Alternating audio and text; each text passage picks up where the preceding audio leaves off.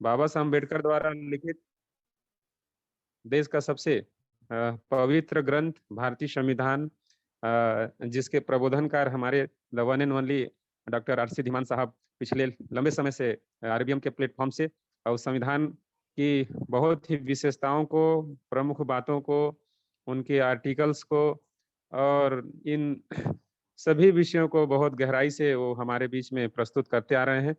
हम पूरा उनका स्वागत करते हैं। आइए मैं सबसे पहले आज के कार्यक्रम की औपचारिक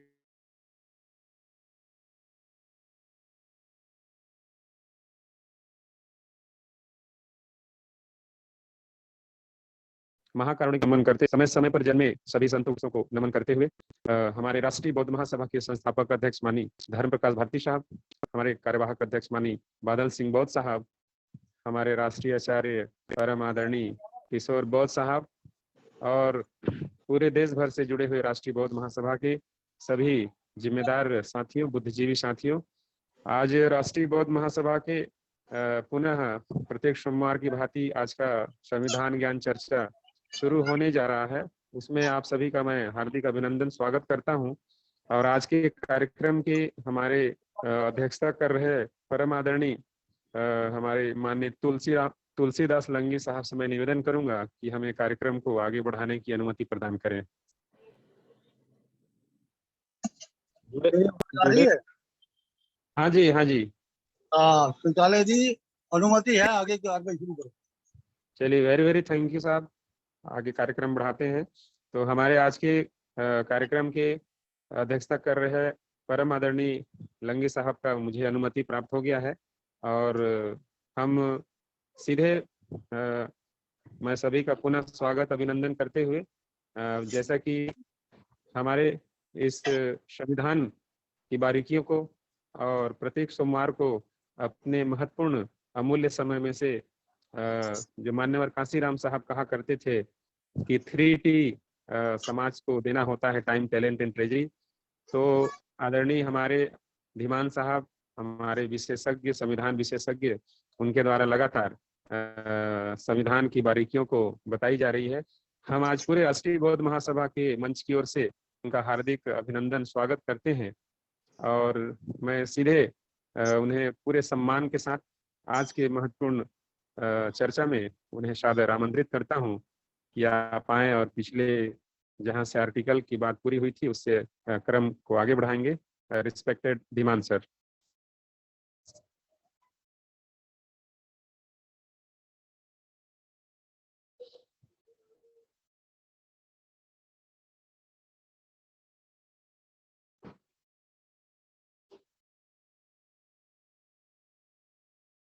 साहब ज्वाइन है ना? जी ज्वाइन है।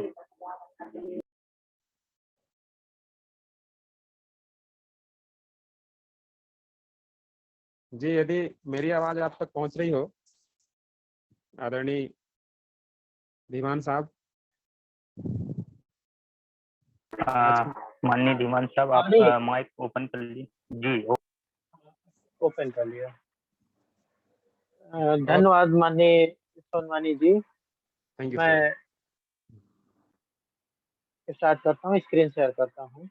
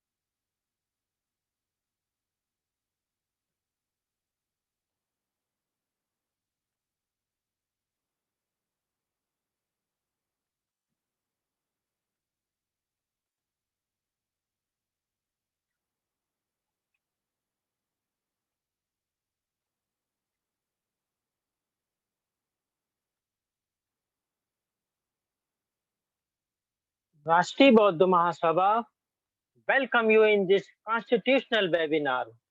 राष्ट्रीय बौद्ध महासभा आप सभी लोगों का इस संवैधानिक वेबिनार में स्वागत करती है।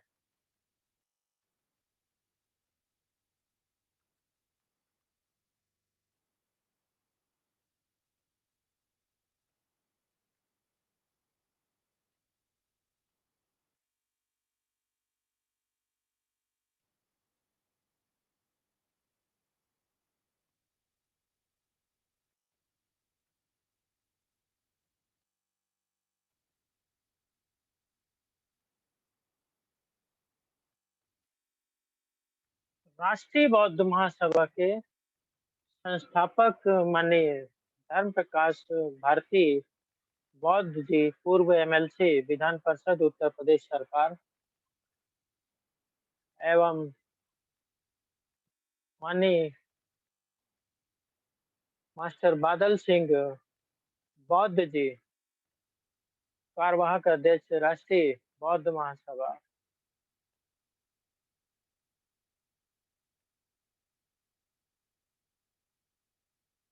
एवं राष्ट्रीय बौद्ध महासभा के समस्त राष्ट्रीय, प्रांतीय एवं क्षेत्रीय पदाधिकारीगण, उपासक, उपासिकाओं और देश के समस्त नागरिकों, यह मेरा डिक्लेरेशन है। मैं आर्च धीमान, निवासी कानपुर उत्तर प्रदेश, यह घोषणा करता हूँ यह कि मैं भारत के संविधान में पूर्ण आस्था विश्वास रखता हूँ। यह कि मेरा उद्देश्य किसी भी राजनीतिक दल की विचारधारा का समर्थन या विरोध करना नहीं है। यह कि मैं धर्म, मूल, वंश, वर्ण, जाति, लिंग, रंग, जन्म स्थान आदि के आधार पर होने वाले भेदभाव का समर्थन नहीं करता हूँ। यह कि व्यक्ति के संवैधानिक अधिकार और मानवाधिकार, समता, स्वतंत्रता, बंधुता और गरिमा का प्रबल समर्थन करता हूँ। यह कि विधिक अज्ञानता को दूर करने तथा विधिक अधिकार और विधिक कर्तव्यों का बोध कराने के उद्देश्य से निःशुल्क, बिना किसी आर्थिक लाभ के, जनहित में विधिक ज्ञान प्रदान कर रहा हूँ। साथियों, यह मेरा डिक्लेरेशन है, देश के समस्त नागरिकों के समझ प्रस्तुत है। आज राष्ट्रीय बौद्ध महासभा के इस संवैधानिक वेबिनार की अध्यक्षता कर रहे हैं माननीय तुलसी राम लंगी जी, प्रदेश संयोजक जम्मू एंड कश्मीर। संचालक माननीय अशोक सोनवानी जी, राष्ट्रीय कार्यकारिणी सदस्य छत्तीसगढ़ प्रदेश।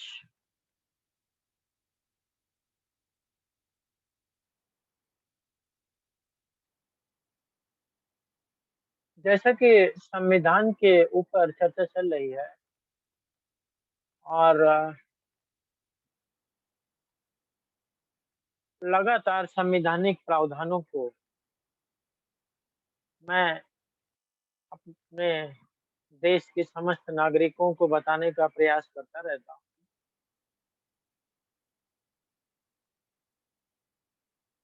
देश के अंदर समता, स्वतंत्रता और बंधुता की विचारधारा का प्रचार प्रसार करने वाले संतों, गुरुओं, महात्माओं,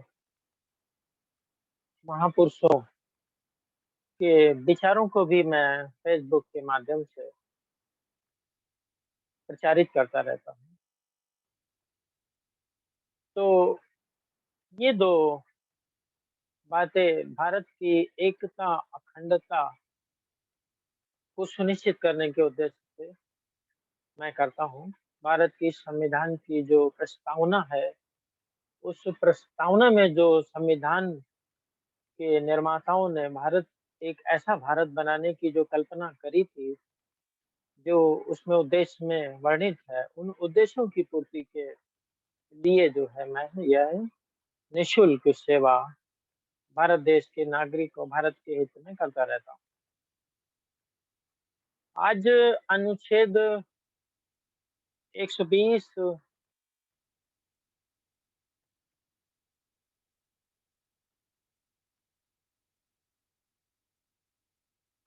की बात करें तो संसद में प्रयोग की जाने वाली भाषा की बात है कि what will be the language of Indian Parliament। Bharat देश के अंदर जो संसद है उसमें कौन सी भाषा में वार्तालाप होगी, चर्चा होगी, आखिर कौन सी भाषा का प्रयोग किया जाना ठीक रहेगा। भारत विभिन्न भाषाओं का देश है। हर 100 किलोमीटर पे भाषा बदल जाती है। कहीं गुजराती है तो कहीं पंजाबी है तो कहीं उर्दू है तो कहीं मराठी है तो कहीं हिंदी है तो कहीं खड़ी बोली है और कहीं कन्नड़ है, मलयालम है, कोंकणी है। इस तरीके से भारत के विभिन्न राज्यों में अपनी right to speak and expression के अधिकार का प्रयोग करने के लिए यानी बोलने के लिए और अपनी भावनाओं को व्यक्त करने के लिए भारत के नागरिक अलग अलग क्षेत्रों में अलग अलग भाषाओं का प्रयोग करते हुए अपना जीवन यापन करते हैं। और अपने अपने क्षेत्र से पार्लियामेंट में रिप्रेजेंटेटिव भेजते हैं चुन करके। वह चुने हुए रिप्रेजेंटेटिव जब पार्लियामेंट में पहुंचते हैं तो अगर कोई पंजाब से आया हुआ है तो वह गुरुमुखी यानी पंजाबी भाषा का ज्ञाता है, पंजाबी में बोलता है। गुजरात में से कोई आया है तो गुजराती भाषा में बोलता है। अगर विभिन्न क्षेत्रों के लोग अपनी अपनी भाषा में अपने क्षेत्र की समस्याओं को लोकसभा में लोकसभा के अध्यक्ष के समक्ष रखते हैं तो लोकसभा के अध्यक्ष के लिए उनकी बात को समझ पाना बहुत ही कठिन होगा और अन्य मेंबर्स को भी समझ पाना बड़ा मुश्किल होगा। तो इसलिए ये जो समस्या ना पैदा हो जाए लोकसभा के अंदर कि भाषा ऐसी जिसमें लोकसभा का सदस्य अपने वार्तालाप को रख रहे हैं, अपनी बातचीत को रख रहे हैं, परंतु जो है वहां पर समझने वाले उसे समझ ही नहीं पा रहे या कम लोग समझ पा रहे हैं। तो ऐसी स्थिति में रिप्रेजेंटेटिव सिस्टम जो है, लोकतंत्र है, उसके सफल होने की संभावना क्षीण हो जाती है। तो क्यों ना जो है संसद में प्रयोग की जाने वाली भाषाओं को सुनिश्चित किया जाए। तो इसलिए अनुच्छेद 120 में इस तरह की तमाम समस्याओं को दूर करते हुए और एक भाषा को जिसके माध्यम से विधि के शासन को इस्टेब्लिश किया जाए, पार्लियामेंट की कार्रवाई की जाए, उसको सुनिश्चित किया जाना आवश्यक था। इसलिए भारत के संविधान के अंदर अनुच्छेद 120 को रखा गया। 120 कहता है संसद में प्रयोग की जाने वाली भाषा। 120(1) कहती है कि भाग 17 में किसी बात के होते हुए भी, किंतु अनुच्छेद 348 के उपबंधों के अधीन रहते हुए संसद में कार्य हिंदी या अंग्रेजी में किया जाएगा। यानी कि अनुच्छेद 120 यह स्पष्ट प्रावधानित करता है कि भारत के संविधान के अनुच्छेद 17 में कुछ भी लिखा है, ठीक है, जो भी लिखा है ठीक है, और उसमें लिखा होने के बावजूद और जो अनुच्छेद 348 है उसमें भी जो कुछ लिखा, उसमें लिखा होने के बावजूद दोनों बातें दोनों आर्टिकल में होने के बाद भी संसद के कार्य को निस्तारित करने के लिए हिंदी या अंग्रेजी में कार्य किया जाएगा। यानी कि जो आर्टिकल 120 एक है वो यह प्रावधानित करता है कि संसद में कार्य हिंदी या अंग्रेजी में किया जाएगा, भले ही भाग 17 और 348 में कुछ भी लिखा हो। भाग 17 में लिखी हुई बातें और 348 में लिखी हुई बातों का प्रभाव आर्टिकल 120 एक पर नहीं पड़ेगा। ये है सेंसस का।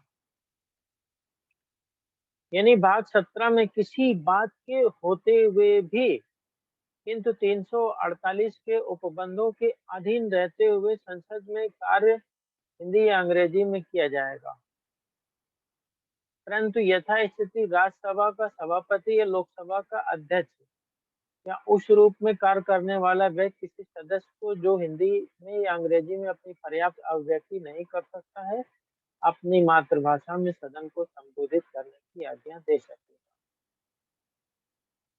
ये है आर्टिकल 120 एक। तो जैसा मैंने बताया कि भारत विभिन्न भाषाओं का क्षेत्र है, विभिन्न धर्मों के मानने वालों लोगों का धर्म है, हर धर्म और उसकी एक भाषा। जैसे बौद्ध धर्म उसकी भाषा पाली, मुस्लिम धर्म उसकी भाषा उर्दू और अरबी, सिख धर्म उसकी गुरमुखी, उसी तरीके से अन्य धर्मों की भी भाषाएं और उनके धर्म अलग अलग। तो रिप्रेजेंटेटिव सिस्टम में यह बात अनुच्छेद 120 एक के अंतर्गत लिखी गई कि भाग 17 में जो भी लिखा हुआ है उसमें लिखा रहने दो, उसके बावजूद भी जो है संसद अपना कार्य 348 अनुच्छेद के अंदर जो प्रावधान दिए गए हैं उसके गाइडलाइंस को फॉलो करते हुए हिंदी और अंग्रेजी में कार्य करेगी, ठीक है। और कार्य से यहाँ से ये है कि जो भी कार्य होगा किया जाएगा, परंतु लोकसभा का अध्यक्ष या जो है सभापति राज्यसभा का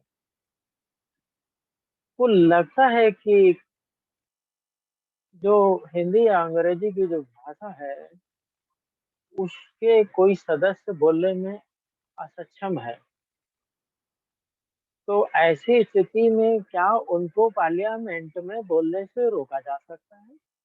क्या उन्हें हिंदी सीखनी पड़ेगी फिर अंग्रेजी सीखनी पड़ेगी तब वो बोल पाएंगे? तो बड़ा टाइम लग जाएगा उन्हें अपनी समस्याओं को रखने के लिए। इसलिए यह परंतु लगा दिया गया है और यह डायरेक्शन दिया गया है राज्यसभा के सभापति और लोकसभा के अध्यक्ष को कि यदि कोई सदस्य जो हिंदी या अंग्रेजी में अपनी बात नहीं रख पाता है, अपनी अभिव्यक्ति नहीं कर पाता है, तो उसको उसके क्षेत्र की जो मातृभाषा है उसमें उसकी बात को रखने की अनुमति दी जाएगी, क्योंकि ये रिप्रेजेंटेटिव सिस्टम है। अरबों खरबों रुपया चुनाव करा करके लोकतंत्र के माध्यम से ये सम्मानित माननीय सदस्यों को वहां पर सिर्फ इसलिए भेजा जाता है कि वो जनता की बात को वहां पर जाकर के बताएं और कानून के राज को इस्टेब्लिश करें और संविधान का पालन करें। परंतु वह अपनी बात कैसे रखेंगे? उन्हें तो हिंदी नहीं आती, उन्हें तो अंग्रेजी नहीं आती, तो फिर वो लोकसभा के अध्यक्ष या उपाध्यक्ष से परमिशन लेंगे और फिर उन्हें उनकी भाषा में उनका वक्तव्य देने की छूट दी जाएगी और वह छूट जो दी जाएगी उसमें जैसे कि मान लीजिए कोई व्यक्ति तेलुगु भाषा में पार्लियामेंट के अंदर अपनी अभिव्यक्ति करता है, तो तेलुगु भाषा को में वह अपनी बात कहेंगे, रिकॉर्ड होगी वह, और रिकॉर्ड होने के बाद फिर वो रिकॉर्ड में दर्ज रहेगी तेलुगु भाषा में ये स्पीच दी इन्होंने। उस रिटन स्पीच को ट्रांसलेट किया जाएगा हिंदी और अंग्रेजी में और उस ट्रांसलेशन के आधार पर उस कार्रवाई को किया जाएगा जिससे कि जो समस्या है वहां पर वह दूर की जा सके, समाधान किया जा सके।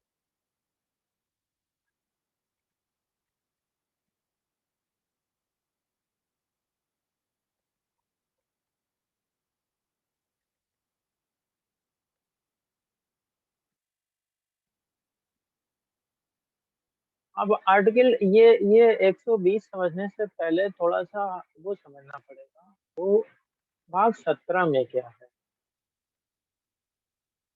तो भाग 17 को सीधा डायरेक्ट निकालते हैं इंटरनेट से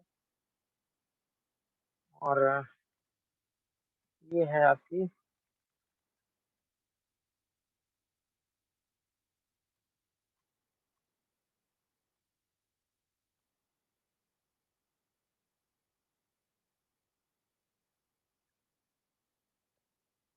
भाग 17।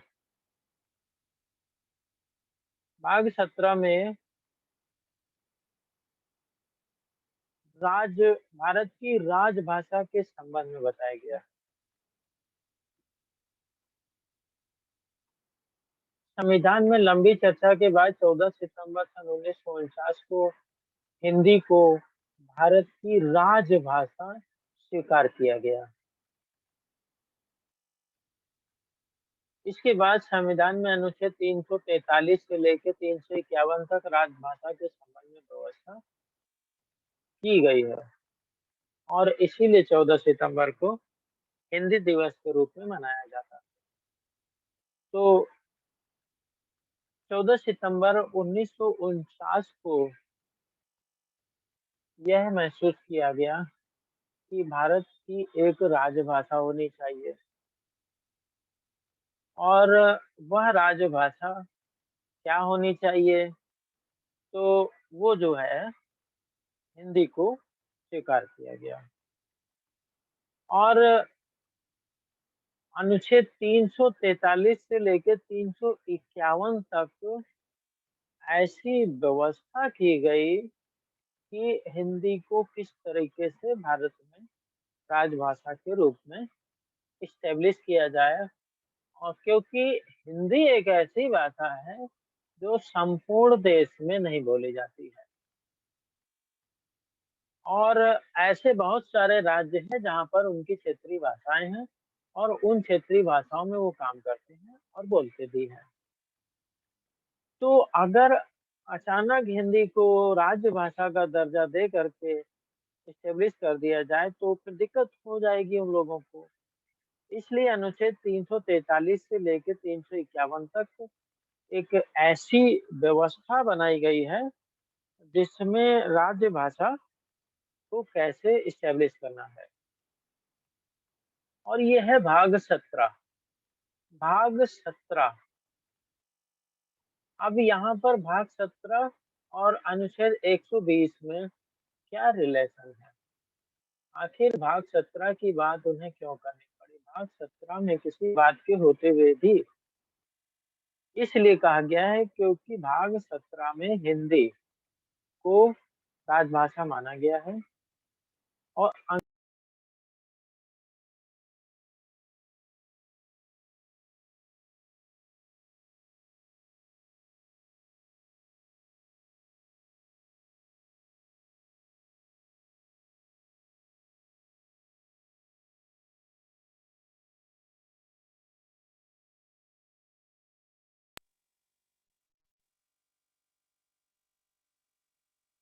हाँ, क्या आप लोग मुझे सुन पा रहे हैं? जी साहब। हेलो। हाँ ठीक है। जी जी आ रही सर आपकी बात। तो एक अर्जेंट कॉल आ गई थी, attend. I was telling you कि इसलिए कंट्रोडक्शन ना खड़ा हो जाए भाग 17 में और 3 और ये अनुच्छेद 120 में। इसलिए यहाँ पर स्पष्टता, कानून की खूबी ये होती है कि कानून स्पष्ट होना चाहिए। कानून की दूसरी खूबी ये होती है कि उसमें इक्वालिटी होनी चाहिए, समता, स्पष्टता, समता और तार्किकता, तीनों का बोध होना चाहिए। जिस कानून में स्पष्टता, तार्किकता और समता नहीं होती है, वह कानून लंबे समय तक निर्विवादित नहीं रह सकता, उसमें विवाद होता है। तो संविधान के किसी आर्टिकल में कोई विवाद नहीं है, वो बिल्कुल स्पष्ट है कि भाग 17 में किसी बात के होते हुए भी कुछ भी लिखा हो वहां पे, हमने बताया आपको, हाँ, शॉर्ट में 348 के अधीन रहते हुए हिंदी अंग्रेजी में काम किया जाएगा। और अन्य किसी मेंबर को जिसको इस भाषा पे पकड़ नहीं है, वह सदस्य राज्यसभा के सभापति या लोकसभा के अध्यक्ष की परमिशन से अपनी अभिव्यक्ति, अपनी स्पीच कर सकेंगे। अब अनुच्छेद 120(2) रखा गया है, और वो इसलिए रखा गया है कि हिंदी के स्थान इंग्लिश जो है महत्वपूर्ण है, पूरे देश के अंदर बोली जाती है, पूरी दुनिया के अंदर बोली जाती है। Nobody can challenge English, English को कोई चैलेंज नहीं कर सकता। हर देश के अंदर अंग्रेजी का प्रभाव है, और अंग्रेजी के माध्यम से हम अपनी बात को, अपनी अभिव्यक्ति को कर सकते हैं। इसलिए संविधान में कुछ ऐसी व्यवस्था है, कुछ सीमाएं रखी गई कि जब तक ये जो है एक सीमा तक, जैसे करीब 15 वर्ष तक जो है कार्य जो है अंग्रेजी में किया जाएगा, और उसके पश्चात जो है हिंदी को उस जगह स्टेब्लिश किया जाएगा। धीरे धीरे हिंदी को स्टेब्लिश किया जाएगा जब तक कि अंग्रेजी चलेगी।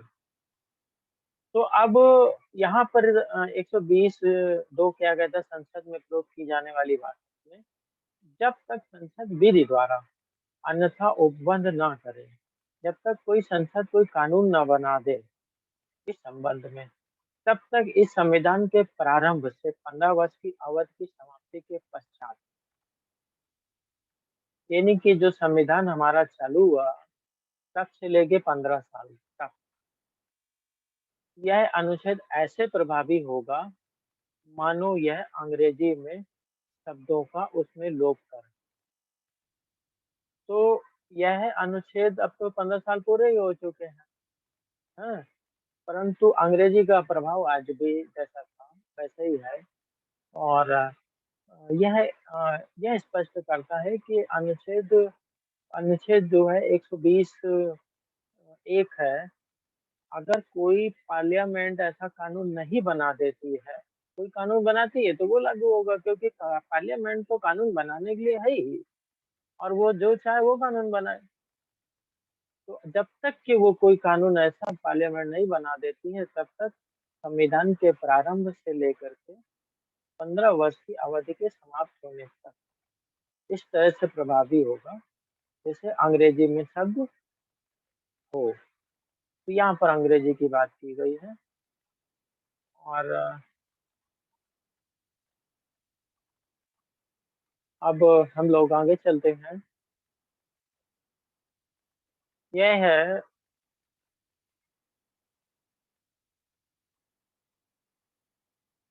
अनुच्छेद 121।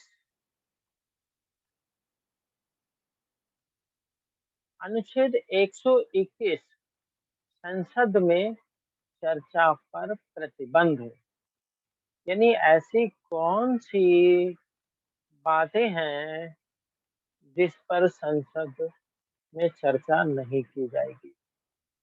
लोकतंत्र के अंदर, रिप्रेजेंटेटिव सिस्टम के अंतर्गत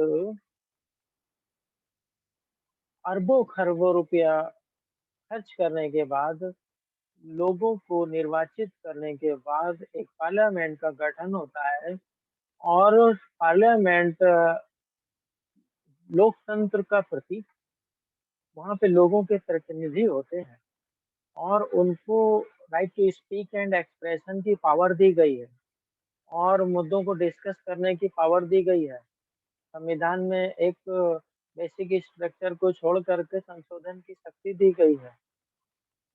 फॉरेन में और अपने क्षेत्र के अंतर्गत कार्य करने की शक्ति दी गई है। तो ऐसा कौन सी चीज है जिस पर संसद में चर्चा नहीं होगी, प्रतिबंध लगा है। अनुच्छेद 120 संसद में चर्चा पर प्रतिबंध लगाता है। क्या लगाता है कि सर्वोच्च न्यायालय या उच्च न्यायालय के किसी भी न्यायाधीश के अपने कर्तव्यों के निर्वहन के संबंध में कोई चर्चा नहीं होगी। यानी सर्वोच्च न्यायालय या उच्च न्यायालय के किसी भी न्यायाधीश के अपने कर्तव्यों के निर्वहन के संबंध में संसद में कोई चर्चा नहीं होगी। राष्ट्रपति को एक भाषण पेश करने के प्रस्ताव पर न्यायाधीश को हटाने के लिए प्रार्थना करने की अपेक्षा की जाती है। ठीक है, और ये शक्ति प्रदान की गई है। कहने का मतलब है कि संसद उच्चतम न्यायालय और उच्च न्यायालय, उच्चतम न्यायालय और उच्च न्यायालय के जो न्यायाधीश हैं, सुप्रीम कोर्ट है और हाई कोर्ट है, इन कोर्टों के जो न्यायाधीश हैं, जब वह अपने कर्तव्यों के निर्वहन के संबंध में कार्य कर रहे हैं, अपने कर्तव्यों का निर्वहन कर रहे हैं, तब उनके कर्तव्यों को लेकर के पार्लियामेंट में चर्चा नहीं होगी। रिस्ट्रिक्शंस है।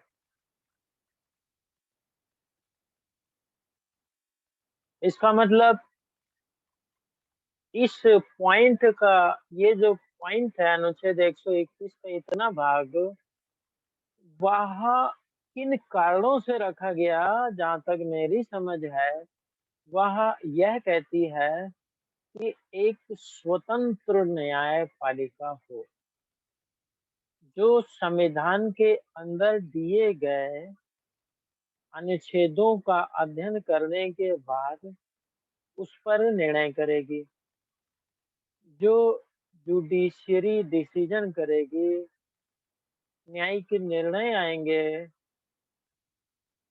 वह निर्णयों पर चर्चा पार्लियामेंट में नहीं होगी।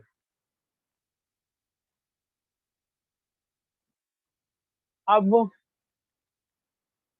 जुडिशरी इसके जो है इंडिपेंडेंट रखने के लिए, स्वतंत्र रखने के लिए सद्भावना पूर्व कार्य जो कर रही है जुडिशरी, उसके सद्भावनापूर्ण कार्य, उसके कर्तव्यों के लिए जो है यह व्यवस्था की गई है, ताकि वह स्वतंत्रता पूर्वक विधि के शासन के अनुसार कार्य करती रहे, संविधान के द्वारा दिए गए अनुच्छेदों का पालन करते हुए जो शक्तियां और जो कर्तव्य उससे प्रदान किए गए हैं उनका वह प्रयोग करती रहे। जय है मामला। अब जो है यहाँ पर एक सवाल पैदा होता है कि यदि कोई न्यायाधीश भ्रष्ट हो जाए, यदि कोई न्यायाधीश भ्रष्टाचार में संलिग्न हो जाए या अपने सद्भावना पूर्वक अपने कर्तव्यों का पालन ना करे या अन्य कार्य जो संविधान विरोधी कार्य हैं उन कार्यों में लिप्त हो जाए, तो फिर तो बड़ी समस्या हो जाएगी, उसके ऊपर तो चर्चा ही नहीं हो सकती। और तब तो विधि का शासन में बड़ा दिक्कत कर जाएगा, क्योंकि एक भ्रष्ट न्यायाधीश को अगर जो है को भ्रष्टाचार की छूट दे दी जाएगी, अनियमितता की छूट दे दी जाएगी, निरंकुशता की छूट दे दी जाएगी, तो वह न्यायाधीश तो फिर इस पावर का इस्तेमाल करके उस पर पार्लियामेंट में चर्चा हो ही नहीं सकती। तो फिर क्या होगा? तो राष्ट्रपति को इसलिए यहाँ पर एक शक्ति प्रदान की गई है कि वह जो है राष्ट्रपति के समक्ष एक प्रस्ताव रखा जाएगा और उस प्रस्ताव को पास करके पार्लियामेंट में न्यायाधीश को हटाया जा सकता है। ये है यहाँ पर। अब सवाल यहाँ पर एक ही पैदा होता है कि क्या न्यायाधीश अपनी मर्जी के मालिक हैं? क्या न्यायाधीश अपनी मर्जी से निर्णय करेंगे? न्यायाधीश के निर्णय पर अंकुश कैसे लगता है? ये भी एक महत्वपूर्ण बिंदु है। तो न्यायाधीश को भी कुछ जो सीमाएं हैं, उन सीमाओं में बांध करके संविधान रखता है। वो सीमाएं क्या हैं? वो सीमाएं हैं कि न्यायाधीश संविधान के अंदर प्राप्त हुई शक्तियों के अनुसार ही निर्णय करेंगे, अन्यथा नहीं। यदि संविधान के अंदर जो उन्हें शक्तियां प्राप्त हैं, उन्हीं शक्तियों के अनुसार केस लॉज का इंटरप्रिटेशन करेंगे, जो भी रूल्स एंड रेगुलेशन है उनके अनुसार इंटरप्रिटेशन करेंगे और निर्णय करेंगे। अब दिया गया निर्णय कि क्या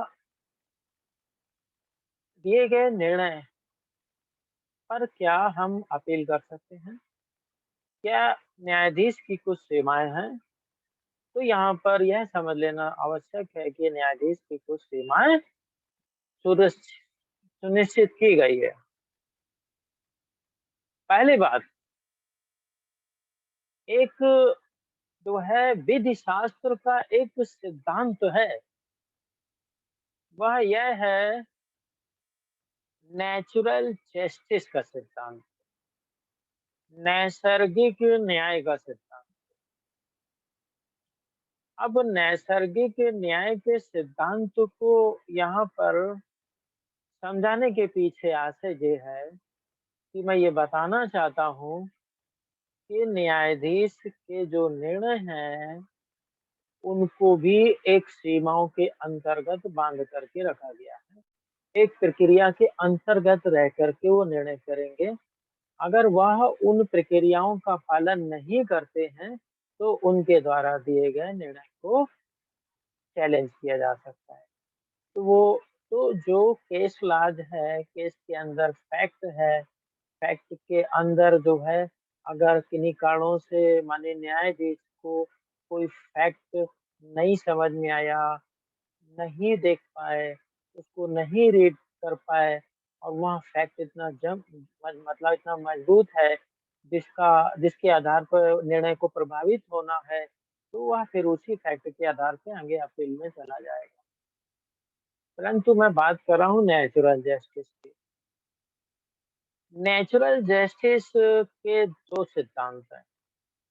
सिंपल सी भाषा में समझाता हूँ कि नेचुरल जस्टिस के दो सिद्धांत हैं।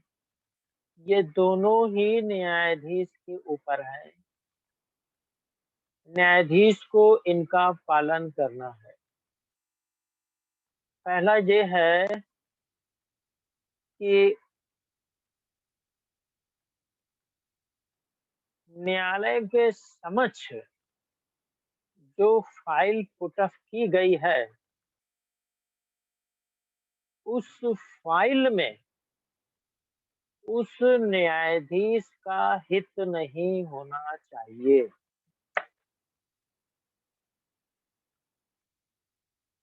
न्यायाधीश के समक्ष कोर्ट में जो फाइल पुटअप की गई है, उस फाइल को वह देख रहे हैं, उस पर उन्हें निर्णय करना है, वह एविडेंस ले रहे हैं, हियरिंग हो रही है, डिसीजन करना है, यह फाइल पर प्रक्रिया आरंभ होनी है। जो फाइल पुटअप की गई है, उस फाइल में दिए गए तथ्यों के आधार पर दिए जाने वाले निर्णय से न्यायाधीश का हित भी सुरक्षित है। अगर तो न्यायाधीश का यह प्रथम कर्तव्य है कि वह फाइल किसी दूसरे न्यायालय में ट्रांसफर कर दें, क्योंकि हितप्रद व्यक्ति वो नैसर्गिक न्याय का सिद्धांत पहला क्या है कि हितप्रद व्यक्ति न्याय नहीं कर सकता है। हितप्रद व्यक्ति न्याय नहीं कर सकता, यानी कि अगर न्यायाधीश का इंटरेस्ट क्लियर है, यदि न्यायाधीश का इंटरेस्ट उस फाइल में है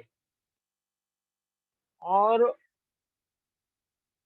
जैसे ही यह न्यायाधीश को प्रतीत होता है कि अरे ये तो हमारे इंटरेस्ट में है, भले ही वह निष्पक्ष हो, ट्रांसपेरेंट हो, बहुत ही युक्त निर्णय करे, परंतु उस न्यायाधीश को उस फाइल को टेकअप करने का अधिकार ही नहीं है। नैसर्गिक न्याय का सिद्धांत पहले ये बोलता है। और यदि वह व्यक्ति यह जानते हुए भी कि इसमें हमारा इंटरेस्ट निहित है और वह निर्णय करता है, तो वह निर्णय चैलेंजेबल होगा, और वह जब चैलेंज किया जाएगा तो उस निर्णय की जो स्टेटस है वह 0 होगा। ऐसे जैसे कि उस फाइल पे कोई निर्णय दिया ही नहीं गया।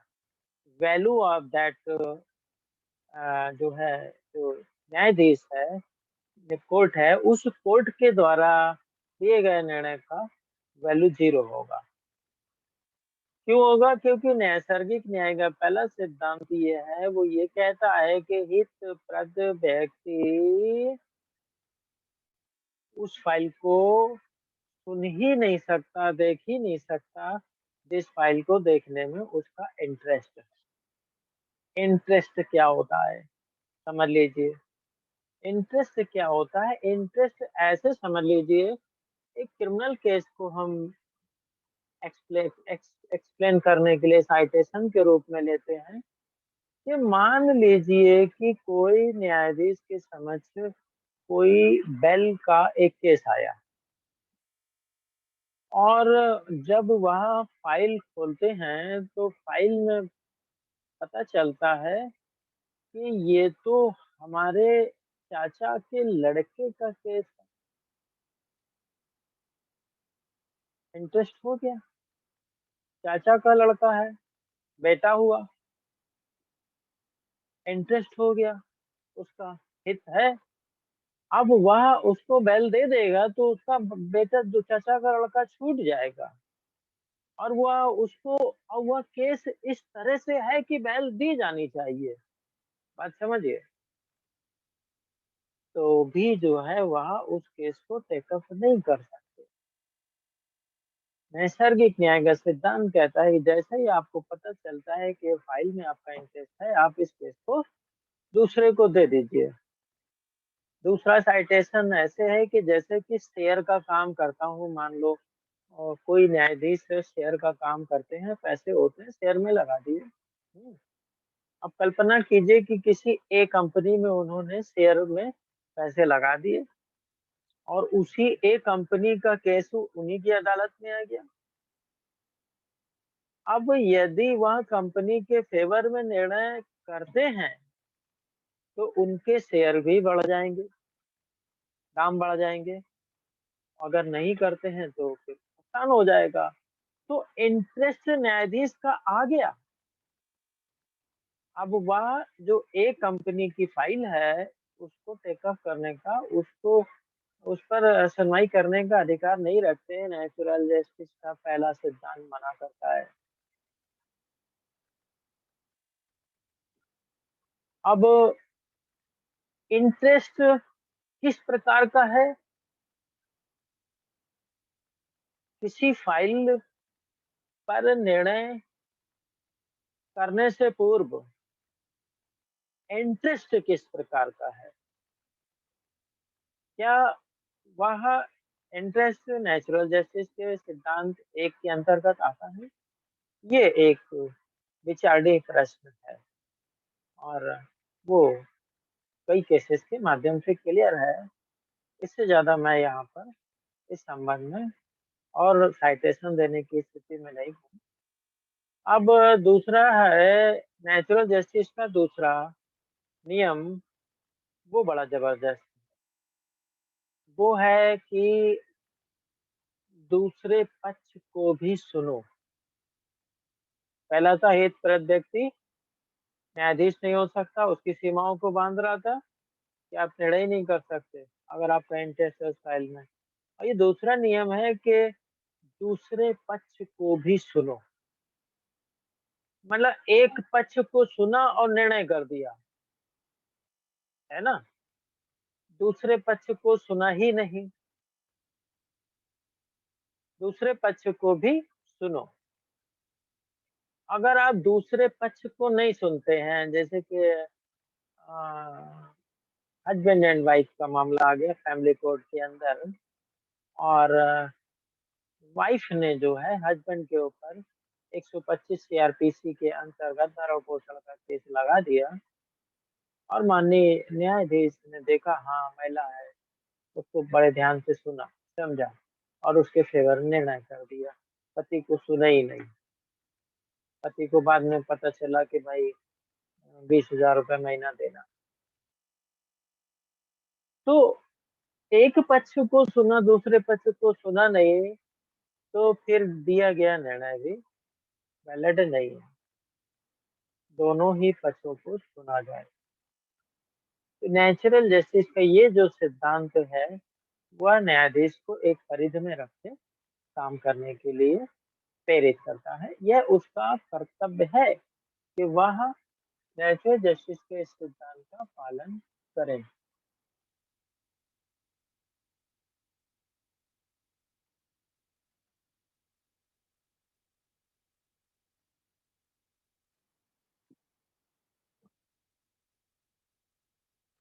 अभी तो मैंने ये बताया था आपको अ, अनुच्छेद 121 में कि न्यायालय यानी न्यायाधीश उच्च न्यायालय और उच्चतम न्यायालय के न्यायाधीश के जो कर्तव्य है उन कर्तव्यों को पार्लियामेंट में चर्चा नहीं किया जाएगा। उनके द्वारा किए गए कार्यों पर चर्चा नहीं की जाएगी, यानी पार्लियामेंट को रिस्ट्रिक्शंस दिया गया है। बस ये है कि कदाचार का मामला आता है, भ्रष्टाचार का मामला आता है, अनियमितता का मामला आता है, संविधान के विरोध का मामला आता है। न्यायाधीश कोई खुदा तो नहीं, वो भी इंसान होते हैं, अलग अलग पृष्ठभूमि से होते हैं, उनसे भी गलत हो सकता है, उनमें भी लालच हो सकता है, उनमें भी ईमानदारी हो सकती है, उनमें भी बेईमानी हो सकती है। इसलिए यही एक व्यवस्था की गई है कि स्वतंत्र न्यायपालिका हो, परंतु उसको भी पार्लियामेंट में न्यायाधीश के ऊपर भी अभियोग लगा के कार्रवाई की जा सकती है। इस तरीके से स्वतंत्र न्यायपालिका की रचना की गई है। अब अनुच्छेद 122 को देखिए क्या कह रहा है, न्यायालयों द्वारा संसद की कार्रवाई की जांच न किया जाना। अब न्यायालय को यह शक्ति नहीं दी गई है कि संसद की कार्रवाई की जांच करे। जब न्यायालय की कार्रवाई की जांच पर न्यायालय के द्वारा किए गए कर्तव्यों की जांच जो है अनुच्छेद 121 के अंतर्गत चर्चा जो है पार्लियामेंट में नहीं हो रही है, तो 22 के अंतर्गत 122 के अंतर्गत न्यायालयों को भी संसद की कार्रवाई की जांच करने की शक्ति नहीं दी गई है। क्यों नहीं दी गई है? कि पता चला कल एक रिट फाइल हो गई माननीय न्यायालय में, अगर 122 ना हो तो क्या होगा? तो एक रिट फाइल हो जाएगी और फिर न्यायालय जो है संसद के अंदर जो कार्रवाई हुई है उसकी जांच करेगा। वहां पर कोर्ट में सारी संसद की फाइलें पहुंचेंगी, एक एक चीज पहुंचेगी, सारी कार्रवाइयों के जो है जांच वो करेगा न्यायालय में। तो लोकतंत्र कहाँ जाएगा? न्यायालय के अंदर। लोकतंत्र को इस्टेब्लिश किया गया है। लोकतंत्र महत्वपूर्ण है, लोकतंत्र को हमेशा मजबूत करना है, ना ही न्यायपालिका, ना ही कार्यपालिका और ना ही विधायिका। मुख्य चीज है कि government by the people, of the people and for the people. जो रिप्रेजेंटेटिव सिस्टम है वो सफल बना रहा है, संविधान का शासन सफल बना रहा है, इसलिए तीनों अंग अपने अपने तरीके से काम करेंगे। तो पहला पॉइंट क्या है? संसद की किसी कार्रवाई की विधि मान्यता को प्रक्रिया की किसी अभिकथित अनियमितता के आधार पर प्रश्नगत नहीं किया जाएगा। यानी संसद के अंदर जो कार्रवाई चलेगी उसको न्यायालय में प्रश्नगत नहीं किया जाएगा। संसद का कोई अधिकारी सदस्य जिसमें इस संविधान द्वारा या इसके अधीन संसद में प्रक्रिया या कार्य संचालन का विनियमन करने की अथवा व्यवस्था बनाए रखने की शक्तियां निहित है, उन शक्तियों के अपने प्रयोग के विषय में किसी न्यायालय के अधीन कार्रवाई नहीं होगी। तो यहाँ पर भी जो संसद संविधान द्वारा जो शक्तियां प्रदान की गई है उस पर जब कार्रवाई करती है, पार्लियामेंट के अंदर मेंबर्स काम करते हैं, उन्हें जो शक्तियां प्रदान की गई हैं उन कार्रवाई को करते समय जो भी वो कार्रवाई कर रहे हैं उन पर भी चर्चा न्यायालय नहीं करेगा। यानी न्यायालय इन दो बिंदुओं पर जांच नहीं करेगा। ये न्यायालय को शक्ति नहीं दी गई है। यह शक्ति किसको दी गई है? यह शक्ति लोकतंत्र को मजबूत करने के लिए पार्लियामेंट को दी गई है कि वहाँ जो भी कार्रवाई हो रही है, विधिता जो कार्रवाई हो रही है, उस कार्रवाई पर जो है न्यायालय में जो है विचार नहीं होगा, उसकी जांच नहीं की जाएगी। अगर छोटी छोटी बातों पर न्यायालय में जांच करने लगेंगे, एक एक बात से वहाँ जांच होने लगेगी, रिट फाइल होने लगेगी, तो फिर ये जो पार्लियामेंट है उसके लिए काम करना बड़ा कठिन हो जाएगा। और जो एक हद तक ये है कि जो सेपरेशन ऑफ पावर की बात करें, जो मॉन्टेस्क्यू का सिद्धांत था कि शक्तियों को पृथक पृथक रखा जाए, तो वो भी ठीक है, वो अपने क्षेत्र में वो अपने दायरे में रह के काम करें। और सिर्फ ये न्यायालय और आपकी ये विधायिका संसद को ही प्रोटेक्शन नहीं दिया गया है, बल्कि जो भारतीय दंड संहिता है 1860 उसमें जो लोक सेवक है, लोक सेवक में जो भी पुलिस वगैरह हैं, अधिकारी हैं, अन्य हैं, उनके द्वारा कार्य करते समय जब वह सद्भावना पूर्वक कार्य कर रहे हैं तो उनसे अगर कोई गलती हो जाती है तो वो भी प्रोटेक्शन उनको प्राप्त है, उसे बोलते हैं अपवाद। तो भारतीय दंड संहिता में अपवादिक दशाएं लिखी हुई है कि इन अपवादिक दशाओं में यदि यह कार्य हो जाता है तो वह अपराध नहीं होगा। जैसे कि एग्जाम्पल के रूप में कोई व्यक्ति रामचंद्र बलात्कार के आरोप में FIR आई, मान लो रामचंद्र के ऊपर जो है बलात्कार के आरोप लगे, एफआईआर हुई और फिर गांव के अंदर उस थाने की पुलिस रामचंद्र को पकड़ने के लिए गई और भूलवश जो है रामचंद्र की जगह जो है रामलाल को पकड़ लाई। रामचंद्र समझ के रामचंद्र चंद की जगह लाल हो गया, तो रामलाल को पकड़ लाई। अब क्या वह देखा जाएगा कि पुलिस द्वारा रामचंद्र को बलात्कार के आरोप में पकड़ना था और रामलाल को ये पकड़ लाई, तो यह सद्भावना पूर्वक कार्य था या दुर्भावना पूर्वक कार्य था। यदि सद्भावना पूर्वक कार्य करते हुए गुड फेथ में काम किया गया है तो वह आपराधिक दशाओं में आ जाएगा और उस पर अधिकारी पे कोई कार्रवाई नहीं होगी। वो तो कानून का राज स्टेब्लिश करने के लिए रामचंद्र को लेने गया था, वो रामलाल आ गया। सद्भावना पूर्वक था, लोगों ने बताया हाँ यही रामचंद्र है, यही रामचंद्र है, यही रामचंद्र है, यही रामचंद्र है, इसी ने बलात्कार किया, उसी को डाला है। तो ये जो आपराधिक दशाएं हैं आईपीसी में भी हैं, अधिकारियों को प्राप्त, न्यायालय को भी प्राप्त है यहाँ पर और संसद को भी प्राप्त, क्योंकि आपराधिक दशाएं अगर नहीं होंगी तो अधिकारियों के लिए, पार्लियामेंट के लिए और न्यायाधीशों के लिए कार्य करना कठिन हो जाएगा। कुछ विशेषाधिकार इसीलिए अलग अलग स्थानों पर कुछ अधिकारियों को दिए जाते हैं। कुछ वैवेकिक शक्ति होती है सोच करके निर्णय करने की। वैवेकिक शक्ति की भी एक लिमिट है। जहाँ पर लिखित विधि है वहाँ विवेक लगाने की जरूरत नहीं है, वहाँ पर जो कानून है उसको इंटरप्रेटेट करो, उसके अनुसार काम करो। तो यहीं पर जो है आज का जो है हमारा स्पीच कंप्लीट होती है और अब इंटरेस्ट लेने वालों के लिए जो न्यायपालिका में इंटरेस्ट रखते हैं, जो जानना चाहते हैं कि न्यायाधीश की शक्तियां क्या है, न्यायालय का गठन कैसे होता है, न्यायाधीश की नियुक्ति कैसे होती है, हम अपने बच्चों को, अपने बेटों को, अपनी बेटियों को क्या न्यायाधीश बना सकते हैं, कैसे न्यायालय काम करते हैं, कैसे उन्हें हटाया जा सकता है, कैसे निर्णय होते हैं, इन सब बिंदुओं को जांचना है, परखना है, सीखना है।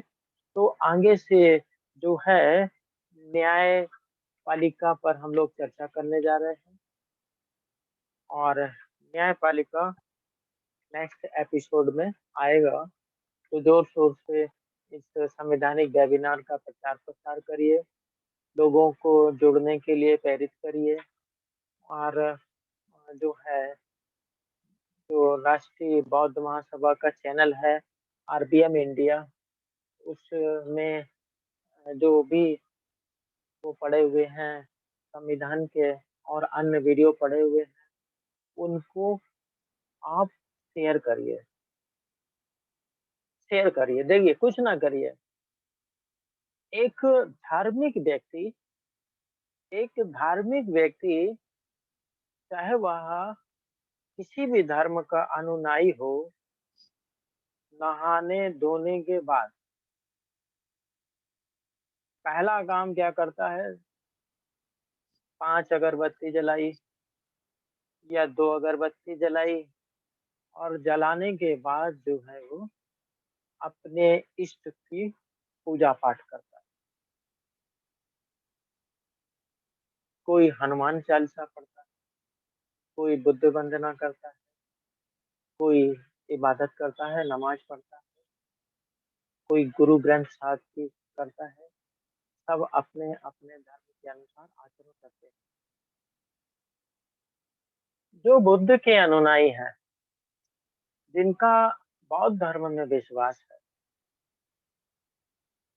वो अच्छी तरीके से जानते हैं कि बुद्ध का धर्म साइंटिफिक धर्म है और साइंस के अंदर जो तार्किकता है उसी के कारण जो है वह बौद्ध में भी है, बुद्ध में भी है, इसीलिए बौद्ध धर्म पूरी दुनिया में फैला है। और जहाँ तक मुझे बुद्ध धर्म का अध्ययन है, तो बुद्ध धर्म में ईश्वर नाम की कोई चीज नहीं होती है। वह ईश्वर केंद्रित नहीं है। बुद्ध का धर्म ईश्वर केंद्रित नहीं है, बल्कि ईश्वर है ही नहीं वहां पे। वह मानव केंद्रित है और मानव के द्वारा ही समस्त कार्य किए जाते हैं। सभी के सभी कार्य मानव द्वारा होते हैं। यह बुद्ध का धर्म कहता है। एक एग्जाम्पल देता हूँ। जब जन्म होता है तो दाई की जरूरत पड़ती है। जन्म से लेकर मृत्यु तक सभी कार्य मानव द्वारा होते हैं। अहिंसा और हिंसा सभी कार्य मानव द्वारा होती है। तो यह बात बिल्कुल प्रूफ है कि मानव द्वारा ही मानव का कल्याण किया जा सकता है। किसी जो है अन्य के द्वारा नहीं किया जा सकता है। बुद्ध का धर्म मानव केंद्रित है, ईश्वर केंद्रित है। ये बात हम क्यों कह रहे हैं? ये बात हम इसलिए कह रहे हैं कि जब ईश्वर है नहीं, बुद्ध के अनुयायी कहते हैं मैं भी ईश्वर को नहीं मानता, मेरी नजर में ईश्वर नहीं है तो फिर वो गुरुत्वाकर्षण के सिद्धांत के खिलाफ काम करके दिखाते हैं। ठीक है, मैं चैलेंज कर रहा था। मैं ये बात इसलिए कह रहा हूँ कि जो राष्ट्रीय बौद्ध महासभा के अनुयायी हैं और बुद्ध के अनुयायी हैं, वो आधे घंटे जो दूसरे लोग इबादत में खर्च करते हैं, पूजा पाठ में खर्च करते हैं, वही आधे घंटे नहा धो करके आप राष्ट्रीय बौद्ध महासभा के अंदर जो वीडियो है आरबीएम में, उसको शेयर करिए। यही आपकी इबादत है। नहा धो के अगरबत्ती सुलगानी है आपको, तो सुलगा लो अगरबत्ती, संविधान की किताब रख लो, बाबा साहब की किताब रख लो। लेकिन करना क्या है? जो कर्म कांड जिसको बोलते हैं, वो कर्म कांड ये करना है कि आरबीएम में जो वीडियो पड़े हैं उसको सभी ग्रुपों में शेयर करो। इतना ही करो, 15 मिनट में सब हो जाएगा। क्योंकि आजकल सोशल मीडिया पर शेयरिंग में बहुत ज्यादा लिमिटेशंस लगा दी है। ग्रुप में डालो तो एक बार बार बार सेलेक्ट करो, फिर बार बार डालो, फिर बार बार सेलेक्ट करो। तो आप अगर आधे घंटे यह इबादत करें तो काम हो जाएगा। क्योंकि आरसी धीमान के द्वारा बोली हुई बात, माननीय धर्म प्रकाश भारती जी के द्वारा बोली हुई बात, माननीय आचार्य जी के द्वारा बोली हुई बात, और जो हमारे समक्ष विद्वान साथी हैं जिनका नाम लेने में असमर्थ हूँ, उन सब के द्वारा दिए गए मार्गदर्शन जन जन तक पहुंच जाएंगे। Very easy. बट हम अपना आधे घंटे कर्तव्य पूरा करें, नियमित करें। हम नियमित सुबह उठने के बाद, नहाने धोने के बाद आरबीएम ग्रुप निकाल के 2-4 वीडियो सेलेक्ट करके इधर उधर डाल दें ग्रुपों में। कोई देख रहा है या नहीं देख रहा है इससे मतलब नहीं, आप डाल दो, आप डाल दो। जहां पर पेट्रोल होगा आग लग जाएगी, और जहां पानी होगा वहां पे भूख नहीं करेगा था। जिस व्यक्ति में पेट्रोल होगा वहां पर आग लगेगी, और वो शेयरिंग होगी, और वो विचार आपके फैलेंगे। क्योंकि जो है शस्त्र और शास्त्र में विचार ज्यादा खतरनाक होते हैं। शस्त्र और शास्त्र में विचार ज्यादा खतरनाक होते हैं। इसलिए पुष्प शुंग ने, जो विचारक थे हमारे बौद्ध भिक्षु, वो उनकी गर्म गर्दन कटवाई।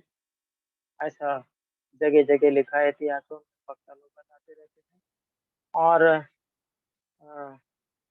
वह उससे क्या हुआ कि जो विचार फैलाने वाले लोग थे वो नहीं रहे, लेकिन जो विचार है, जो शास्त्र है, वो तो है ना, इसलिए नालंदा जला। तो 100 दिनार एक बुद्धिस्ट के सर की गर्दन की कीमत रखने के बाद और नालंदा जलने के बाद भी विचार खत्म हुआ? नहीं खत्म हुआ। पूरी दुनिया में बुद्धिज्म फैला। नष्ट नहीं किया जा सकता किसी विचारधारा को, बस उसको फैलाने वाले लोग होने चाहिए। उसको फैलाने वाले लोग होने चाहिए। तो हम ये बात इसलिए कह रहे हैं कि अगर आप लक्ष्य को समय रहते पूरा कर लेते हैं तो फिर ये सफलता होगी, और अगर समय रहते नहीं पूरा कर पाते हैं तो ये असफलता होगी। कैसे होगी? कि आपको दिल्ली जाना है, आपको 8:45 पे ट्रेन पकड़नी है। अब आप 9 बजे पहुंचे तो 15 मिनट लेट हुए, 15 मिनट पहले ट्रेन जा चुकी है। अब जाने का कोई फायदा नहीं। तो जो बुद्धिज्म की जागृति है वो समय पे आनी चाहिए, और एक समय के बाद उसका उतना प्रभाव नहीं रहे। तो इसलिए संविधान बुद्ध के आदर्शों को प्रस्तुत करता है। इसलिए राष्ट्रीय बौद्ध महासभा के साथियों को आरबीएम इंडिया चैनल लाइक करना चाहिए, उसको देखना चाहिए, विचारों को सुनना चाहिए, और सुबह नहाने के बाद आधे घंटे शेयरिंग का काम करना चाहिए। इस विचार के साथ मैं अपनी बात समाप्त करता हूँ। जय भीम, नमो बुद्धाय।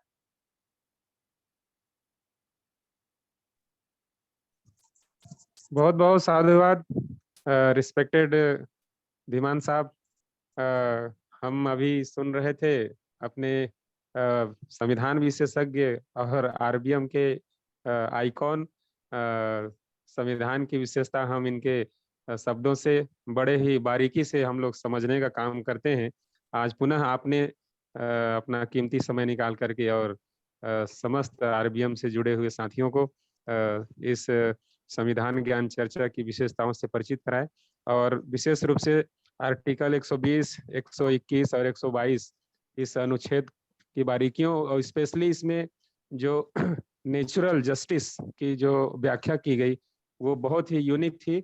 और आर्टिकल्स तो बहुत सारी चीजें हैं, लेकिन ये सारी चीजें बहुत कम लोग ही व्याख्या कर पाते हैं। तो पूरे आरबीएम की ओर से हम बहुत बहुत साधुवाद ज्ञापित करते हैं, और आप सदैव सेहतमंद रहें, मंगलमय हो आपका, और हमेशा हमें आरबीएम की ओर से इस मंच पर अपने ज्ञान का छठा बिखेरते रहे। इन्हीं मंगल कामनाओं के साथ आपका बहुत बहुत आभार, साधुवाद। तो धन्यवाद। आइए हम लोग चलते हैं सम्मानित साथियों। हम अभी सुन रहे थे अपने संविधान विशेषज्ञ परम आदरणीय धीमान साहब को। तो उनकी आज संविधान ज्ञान चर्चा का महत्वपूर्ण एपिसोड यहाँ पे संपन्न होता है। अब मैं चाहूंगा कि आज के कार्यक्रम की अध्यक्षता कर रहे परम आदरणीय माननीय तुलसी दास लंगी साहब से निवेदन करूंगा कि आप अपना अध्यक्षीय प्रबोधन प्रस्तुत करेंगे। आदरणीय लंगी साहब। मेरी आवाज आ रही जी? हाँ जी, आ हाँ रही जी, आ रही है। सारी। गौतम बुद्ध को नमन करते हुए, बहुजन समाज में जन्मे सभी महापुरुषों को नमन करते हुए, छत्रपति महात्मा ज्योतिराव फूले, चौधरी महाराज, सुभाष और डॉक्टर अम्बेडकर और कांशीराम साहब को नमन करते हुए, और भारतीय राष्ट्रीय बौद्ध महासभा के संस्थापक अध्यक्ष डॉक्टर भारतीय जी, बहादुर सिंह बौद्ध जी कार्यकारी अध्यक्ष, आज के संचालन गोलमानी साहब और आज के जुमान साहब और आज के वेबिनार में जुड़े सभी साथियों को मेरा नमो बुद्धाय जय भीम। जुमान साहब ने आज अनुच्छेद 120 और 122 348 के बारे में बड़े विस्तार से जो है इसका विश्लेषण किया है और मैं ये समझता हूँ कि जो पार्लियामेंटेरियन है या विधायक हैं उनको इन सब चीज़ों की जानकारी होना जरूरी है और उसके साथ साथ देश के हर व्यक्ति को संविधान की जानकारी होना ये जरूरी है, क्योंकि अगर जानकारी होगी तो तभी जो हम उंगली किसी पर उठा सकते हैं अगर गलत कोई बात करें। तो ये ईमान साहब जो हर मंडे को अपना कीमती समय निकाल कर हमारे राष्ट्रीय बौद्ध महासभा के साथियों को कॉन्स्टिट्यूशन के अवगत करवाते हैं, ये मैं समझता हूँ उनकी बहुत बड़ी कंट्रीब्यूशन है और उससे बहुत कुछ सीखने को मिलता है। इसलिए मैं बात को ज़्यादा लंबा ना करते हुए आज के वेबिनार में सभी साथी जो जुड़े हुए हैं और खासकर दीमान साहब का मैं सबका आभार प्रकट करते हुए अपनी वाणी को यहीं विराम देता हूँ और ये आशा करता हूँ कि इस संविधान वाचन में और खासकर बौद्ध वाचन में इनमें जो है ज़्यादा से ज़्यादा साथियों को जुड़ के जो है कि हमें अपने आप को जो है अपने नॉलेज को बढ़ाने की कोशिश करनी चाहिए। इन्हीं शब्दों के साथ मैं अपनी वाणी को विराम देता हूँ। नमो बुद्धाय जय भीम। नमो बुद्धाय जय भीम। बहुत बहुत साधुवाद। आइए समापन का बेला है संविधान ज्ञान चर्चा की। हमारे अध्यक्षीय प्रबोधन के बाद मैं चाहूंगा हमारे संस्थापक अध्यक्ष महोदय कि कोई संदेश हो तो मैं सादर आमंत्रित करूंगा कि 2 शब्द आप भी अपना आशीर्वचन प्रदान करेंगे। आदरणीय संस्थापक अध्यक्ष महोदय। सोनबानी साहब सभ्य सत्ता करा दो, अब लेट हो गए सब लोग। ओके चलिए बहुत बहुत जी चलिए जैसा कि